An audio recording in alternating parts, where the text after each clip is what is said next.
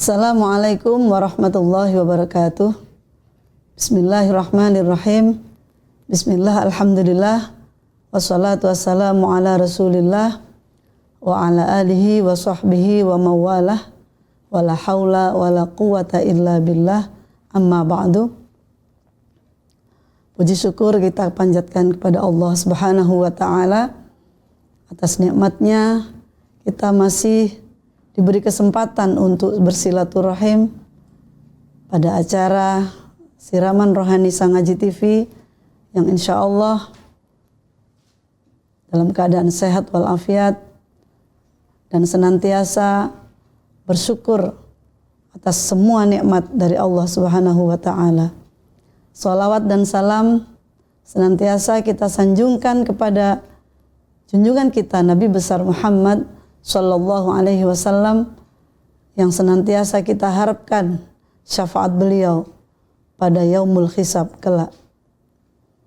Pemirsa Sang Haji TV yang dirahmati Allah, tema Siraman Rohani hari ini adalah keluarga adalah madrasah yang pertama bagi diri kita sendiri. Hari ini izinkan saya tidak memulai ceramah dengan berbicara tentang bagaimana mendidik anak. Saya justru ingin mengingatkan dan mengajak diri saya sendiri dan juga pemirsa di rumah untuk merenungkan satu pertanyaan sederhana. Sudahkah rumah kita menjadi madrasah pertama bagi kita orang tua?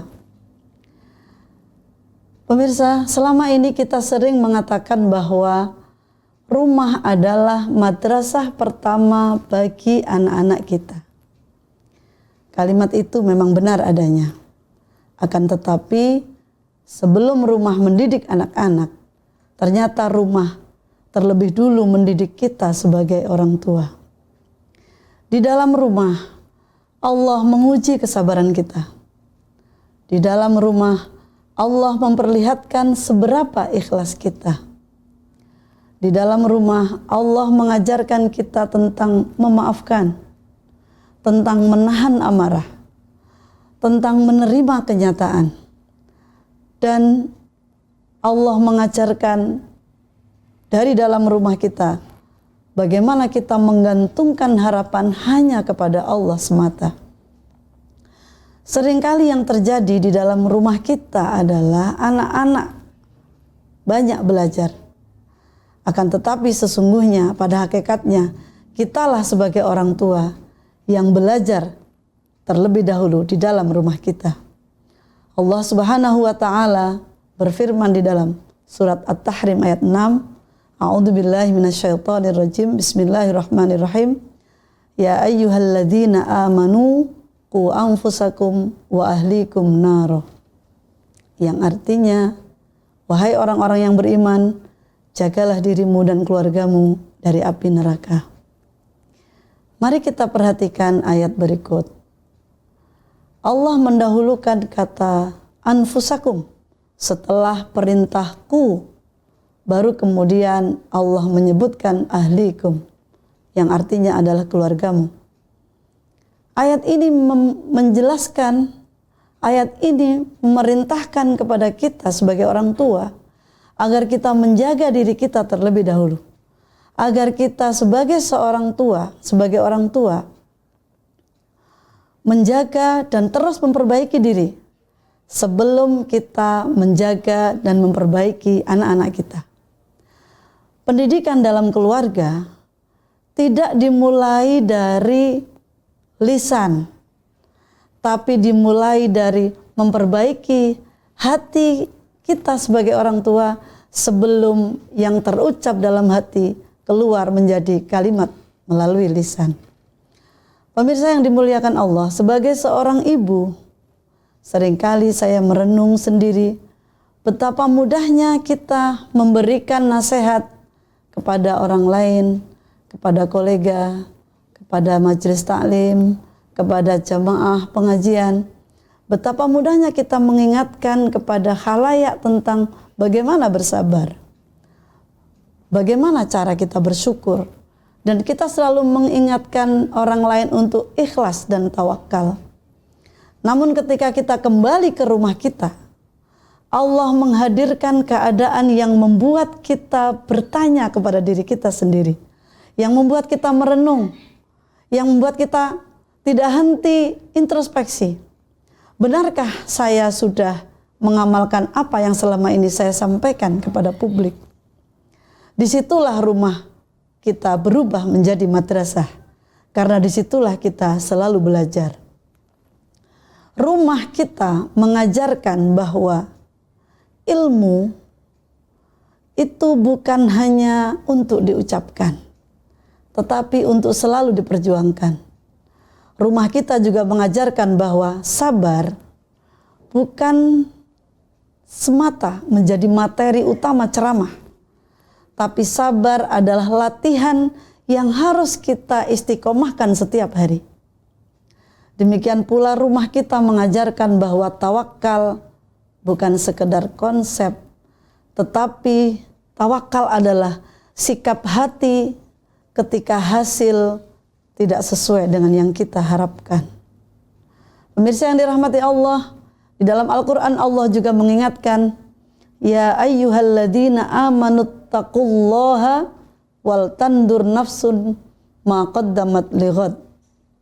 Wahai manusia, wahai orang-orang yang beriman, bertakwalah kepada Allah dan hendaklah setiap orang memperhatikan apa yang telah diperbuatnya untuk hari esok di hari akhirat.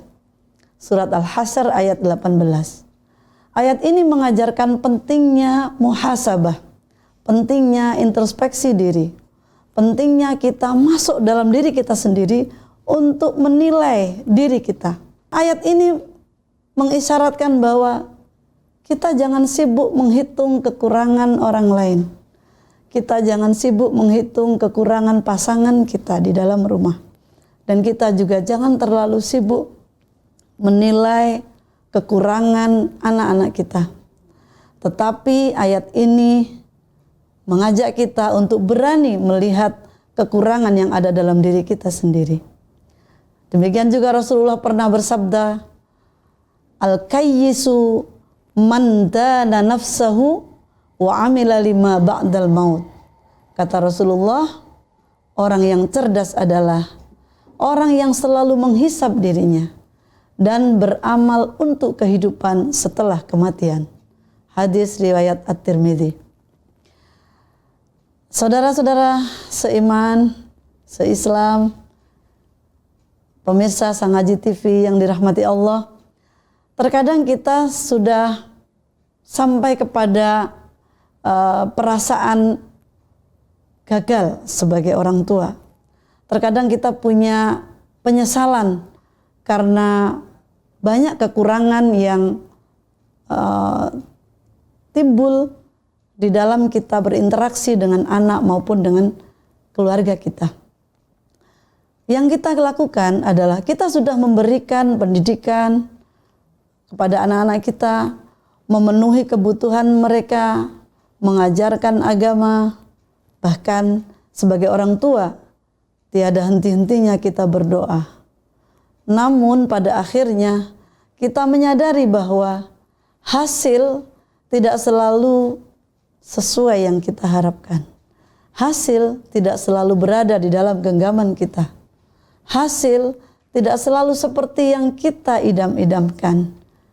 Nah, di titik itulah Allah mengajarkan kepada kita satu pelajaran berharga, bahwa ikhtiar adalah tugas manusia. Ikhtiar adalah tugas kita sebagai orang tua, sementara hidayah adalah mutlak milik Allah saja.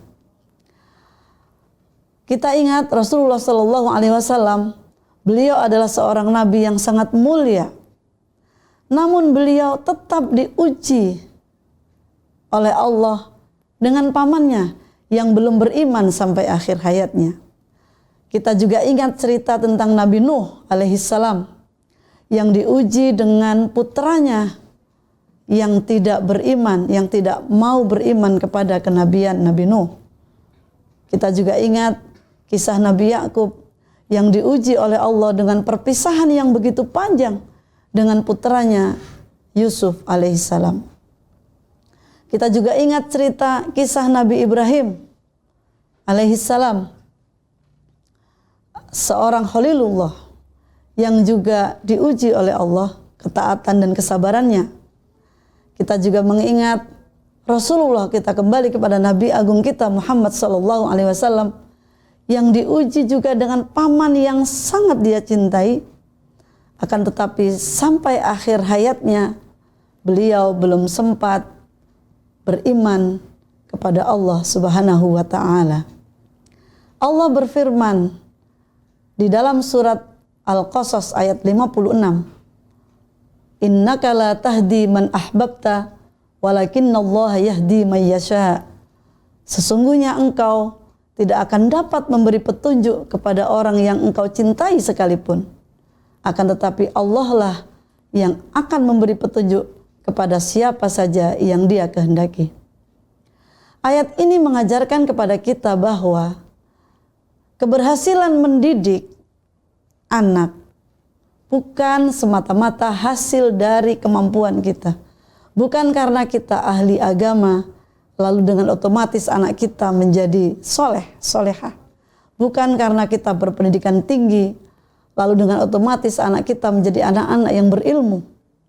Akan tetapi semua itu adalah wilayah yang sepenuhnya milik Allah, yang berkenan merahmati dan memberi hidayah kepada anak-anak kita. Oleh karena itu pemirsa yang dirahmati Allah, jangan sampai kita sebagai orang tua, ketika kita menyadari dinamika yang ada di dalam rumah kita, lalu kita putus harapan.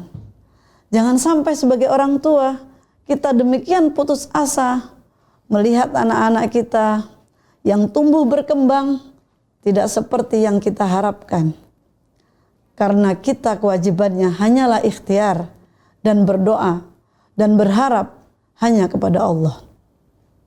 Pemirsa yang dirahmati Allah, rumah mengajarkan kita bahwa cinta tidak selalu berbentuk keberhasilan, tetapi seringkali berbentuk kesabaran.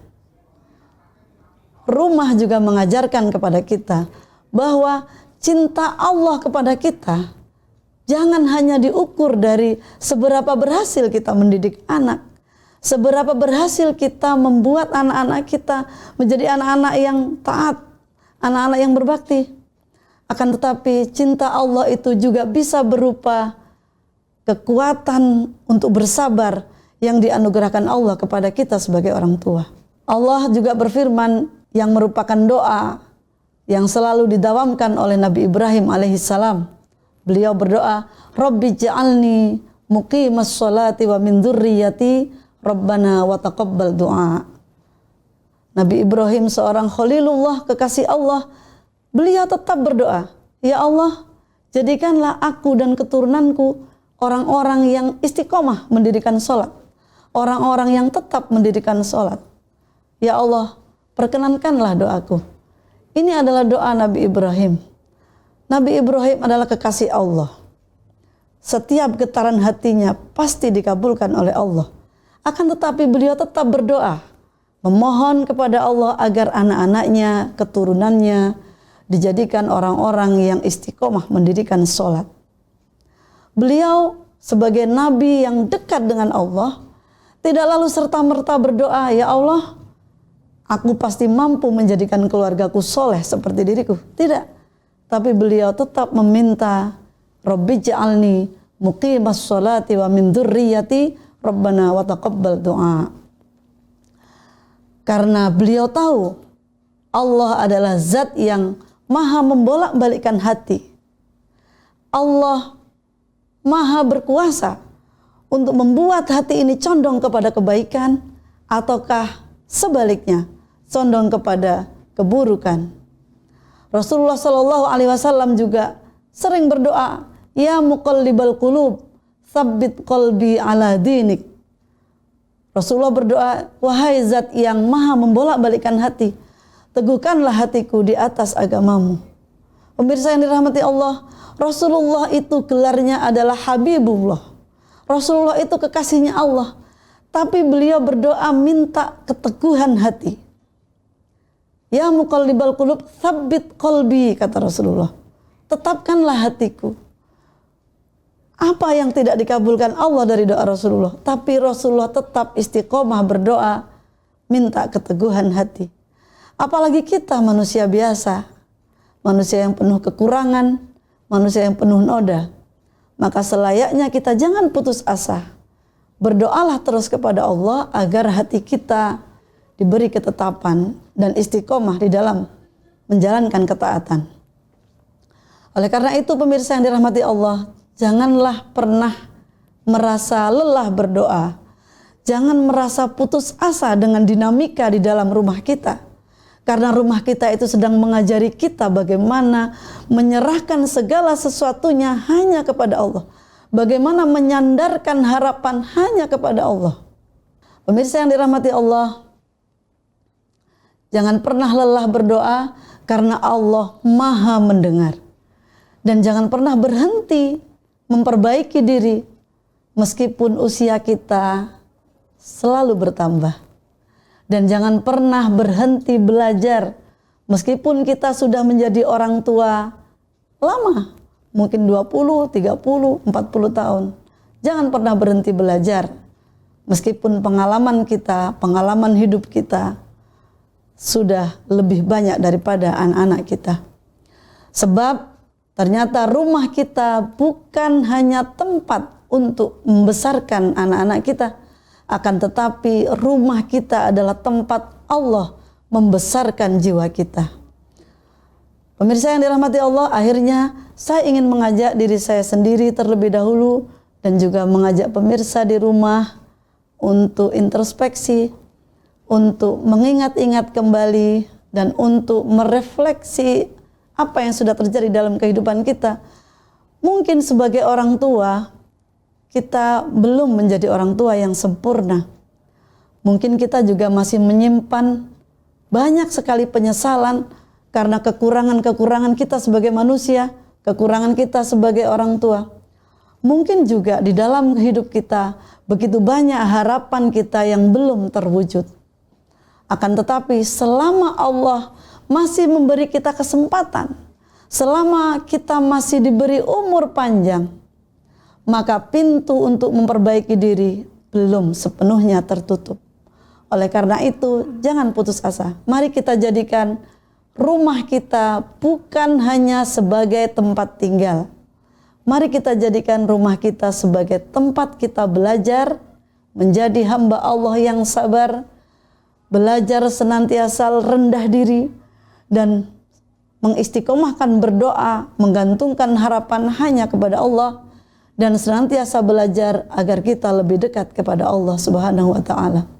Pemirsa yang dirahmati Allah, mari kita introspeksi diri dan merenung dan senantiasa khusyuk kepada Allah untuk meminta bahwa agar kita dilembutkan hati kita, agar keluarga kita dilembutkan hatinya oleh Allah Subhanahu wa ta'ala.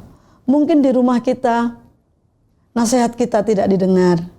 Mungkin di rumah kita air mata kita diabaikan.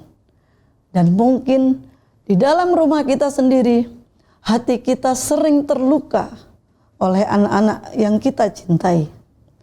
Tapi percayalah pemirsa yang dirahmati Allah, selama kita masih mampu mengangkat tangan kita meminta kepada Allah, berdoa kepada Allah, itu berarti kita belum benar-benar gagal.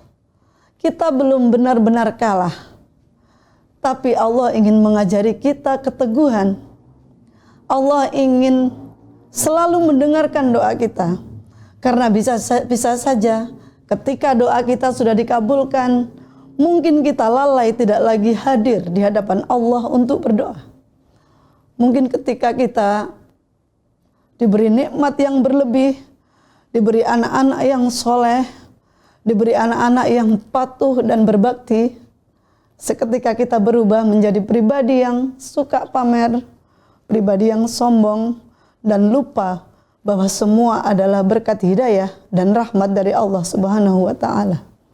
Pemirsa yang dirahmati Allah, saya mengajak pemirsa semua dan juga saya sendiri untuk mengistiqomahkan berdoa Meskipun doa kita tidak terlihat segera dikabulkan, tapi jangan putus asa berdoa kepada Allah.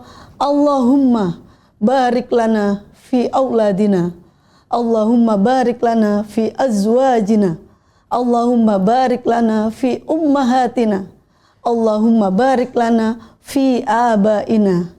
Kita lanjutkan doa dengan doa permohonan kebaikan di dunia dan di akhirat. Allahumma ftah alaina abwabal khair wa abwabal barakah wa abwaban ni'mah wa abwabar rizqi wa abwabas sihah wa abwabas salamah birahmatika ya arhamar rahimin. Pemirsa yang dirahmati Allah, Allah Maha mendengar. Meskipun doa kita tidak didengarkan oleh anak-anak kita, akan tetapi yakinlah bahwa Allah tidak pernah absen untuk mendoakan dan menjawab semua keluh kesah kita, semua doa kita. Wallahul musta'an. Kita kembalikan seluruh problematika kehidupan kita kepada Allah dan kita jadikan rumah kita sebagai madrasah yang di situ kita belajar bersabar, bertakwa, menerima apapun ketentuan Allah dan belajar bersyukur atas semua nikmat yang dianugerahkan Allah kepada kita. Demikian yang bisa saya sampaikan. Usikum wa nafsi bitaqwallah, wallahul muwafiq ila aqwamit thoriq. Wassalamualaikum warahmatullahi wabarakatuh.